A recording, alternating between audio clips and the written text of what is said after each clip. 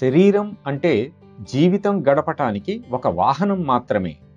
మనం అర్థం చేసుకున్నట్లు జీవితం అంటే ఆత్మ తన లక్ష్యాన్ని చేరుకోవడానికి అనుసరించే మార్గం తప్ప మరొకటి కాదు. జీవితాన్ని అర్థవంతంగాను ప్రయోజనకరంగాను తీర్చిదిద్దేవాడే మాస్టర్.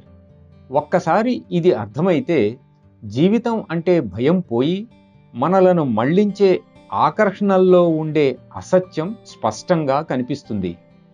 అప్పుడు వ్యక్తికి కేవలం లక్ష్యాన్ని తప్ప అన్నిటినీ విడిచిపెట్టే సమర్థత వస్తుంది. ఇది అందరికీ సాధ్యం కావాలని నా ప్రియతమ గురుదేవులను ప్రార్థిస్తున్నాను.